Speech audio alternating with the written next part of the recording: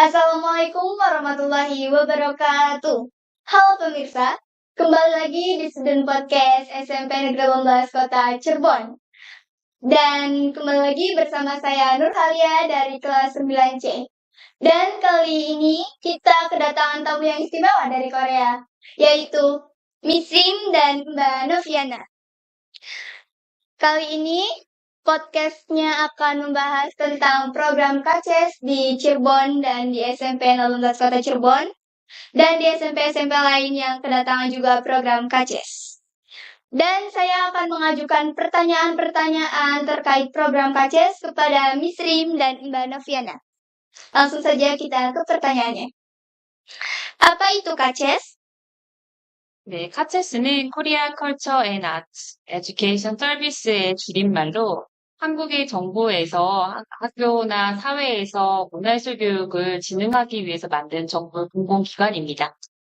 Ya, jadi KCS ini adalah singkatan dengan kepanjangan Korea Culture and Arts Education Service yang merupakan sebuah lembaga dari pemerintah Korea yang menjembatani support untuk kegiatan pendidikan seni di sekolah-sekolah dan di masyarakat Korea. Apa yang melatar belakangi program ini? 치르본에서 이루어지고 있는 이 예술교육 프로그램은 그 몇 년 동안 카체스에서 한국에서 성공적으로 실시했던 프로그램을 기반으로 해서 현지 정부와 그리고 현지의 환경에 맞춰서 프로그램이 보완돼서 이루어지고 있습니다. Ya, jadi program ODA KCS kali ini itu adalah sebuah program yang memang sudah sukses di Korea dan kemudian dibawa ke Indonesia ya, khususnya Cirebon. Dan beberapa programnya itu memang disesuaikan dengan kondisi di Cirebon. Bisakah berbagi pengalaman selama Anda melaksanakan program ini di Cirebon? 네, 치르본에서는 그동안 참여하셨던 선생님들 그리고 이 프로그램에 오랫동안 함께하면서 역량이 많이 향상되신 전문가 선생님들과 함께 학교 현장에서 적용할 수 있는 다양한 아이디어를 구상해서 프로그램을 만들었습니다. 그리고 올해는 이제 1학교랑 18학교에서 아이들을 이틀씩 총 4일 동안 만나게 됩니다. Jadi program ini kemarin dilaksanakan diawali dengan workshop bersama dengan guru-guru ya, expert dari Indonesia. Kemudian ada juga workshop dengan guru-guru baru di Cirebon yang kemudian mereka berdiskusi bersama mencari ide-ide, menyusun rencana untuk program pembelajaran di dua sekolah yaitu SMP 1 Cirebon dan juga SMP 18 di Cirebon masing-masing 2 hari. Oke. Adakah masalah yang dihadapi dalam beradaptasi dengan lingkungan sekolah di Cirebon? 네, 치르본에서 아이들과 만나면서 어떤 문제점이나 어려운 점은 딱히 없었는데, 다만 아쉬웠던 점은 아무래도 언어적으로 다르다 보니까 소통하는데 저희의 감정 전달이라든지 그런 것들이 온전히 되지 못하는 부분이 조금 아쉬운 것 같습니다. Jadi kalau untuk masalah besar sih tidak ada ya, tapi karena memang beliau ini tidak bisa berbahasa Indonesia, jadi memang semua penyampaian pelajaran itu harus melalui kakak-kakak translator dulu. Nah, itu mungkin membutuhkan waktu lama dan juga mungkin perasaan ya yang ingin disampaikan, emosi yang ingin disampaikan oleh guru-guru dari Korea ini kurang tersampaikan dengan baik ya, dengan sempurna karena kan memang beda ya dengan bicara langsung dan bicara melalui penerjemah. Apakah Miss Lim juga seorang guru?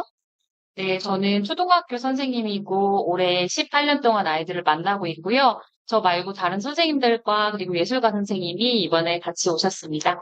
Ya, beliau adalah seorang guru SD di Korea dan juga sudah mengajar selama 18 tahun. Dan kali ini beliau datang ditemani rekan-rekan dari guru Korea juga, ada 2 orang lagi dan juga 1 orang seniman. Bagaimana pola atau metode pembelajaran yang biasa dilakukan di sekolah-sekolah di Korea? 한국에서는 정부의 주도 아래 그리고 선생님들의 주도적인 노력 아래 다양한 교수학습 방법이 연구되고 있어요. 그래서 온라인, 오프라인을 함께 활용한다든지 백워드라든지 아니면 학생 주도적인 프로블럼 솔빙 같은 이제 수업 방법들이 같이 연구되고 실천되고 있습니다. Jadi ada banyak sekali metode pembelajaran di Korea ya. Ada tadi yang beliau sebutkan mungkin dipimpin langsung oleh siswanya ya. Kemudian ada juga metode backward atau juga yang dipimpin oleh guru-gurunya. Jadi semuanya itu disupport oleh pemerintah. Jadi mereka antara guru dan juga dari pemerintahan itu sering sekali melakukan penelitian terkait metode-metode baru yang bisa digunakan dalam kegiatan pembelajaran. Oke. Adakah kesamaan antara pembelajaran di Korea dengan di Indonesia? 네, 전체적인 수업의 흐름이라든지 수업 목표와 같은 부분들은 교사가 이끌어주고 학생들이 그와 관련된 내용들을 탐구하고 연구하고 질문을 통해서 그것들을 확산하는 방법에 있어서 공통점이 있는 것 같아요. Jadi terdapat banyak kesamaan juga ya. Biasanya kalau di Korea pun sama seperti di Indonesia. Jadi tujuan pembelajarannya itu biasanya disusun oleh guru, kemudian nanti dilakukan eksplorasi oleh siswa, ya sama mirip dengan yang ada di Indonesia. Oke. Masalah yang sering terjadi di sini adalah kurang aktifnya siswa dalam kegiatan pembelajaran. Adakah tips atau trik untuk membuat siswa lebih aktif dalam proses pembelajaran?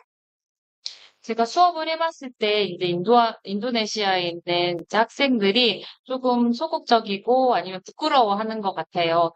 대답에 있어서 저희가 이번에 계속 얘기하고 있는 부분이 꼭 정답에 접근하기보다는 다양한 생각들을 조금 오픈시킬 수 있게 수업의 분위기를 한번 만들어 보는 것이 첫 번째가 돼야 된다고 생각합니다. Jadi selama Ibu Mirin mengajar di sekolah-sekolah di Indonesia selama beberapa tahun terakhir dan beberapa hari ini, beliau merasakan bahwa siswa-siswa Indonesia tuh kadang kurang aktif ya dan banyak yang pemalu gitu. Jadi kalau menurut beliau sih kita sebagai mungkin Bapak Ibu gurunya itu jangan terlalu menitik beratkan di jawaban yang benar saja, tapi kita coba terima jawaban-jawaban beragam dari para siswa, ide-ide mereka yang beragam gitu. Jadi nanti diusahakan supaya suasana kelas jadi lebih menyenangkan, seperti itu. Oke. Menurut Anda, apakah teknologi berperan penting dalam pembelajaran saat ini? 네, 아무래도 인간의 지적 능력에는 한계가 있고 세상에는 굉장히 많은 정보 홍수가 일어나고 있는 만큼 AI랄지 아니면 챗 GPT와 같은 다양한 기술적인 부분에 있어서 교육이 보조받아야 된다는 생각은 들어요. 하지만 그 내용 부분에 있어서의 지원은 필요할 뿐이지만 그것을 이용하는 데 있어서는 어떻게 이용하고 이걸 윤리적으로 사용해야 될지 그런 문제들에 대해서는 인간이 더 큰 역할을 한다고 생각합니다. Ya, jadi menurut beliau sebagai manusia kita pasti punya keterbatasan ya dalam menyampaikan mungkin pembelajaran dan sebagainya. Nah, dengan teknologi yang sudah maju seperti saat ini kan ada AI, ada ChatGPT, mungkin kita bisa menggunakannya tapi hanya sebagai pembantu saja. Jadi jangan digunakan sebagai sesuatu yang diandalkan atau diutamakan gitu ya. Kita bisa menggunakan teknologi tentunya, tapi tetap mempertimbangkan norma-norma yang ada, kemudian tetap semua itu kan dikontrol oleh manusia. Jadi mungkin Bapak Ibu guru bisa menggunakannya dengan lebih bijak. Oke.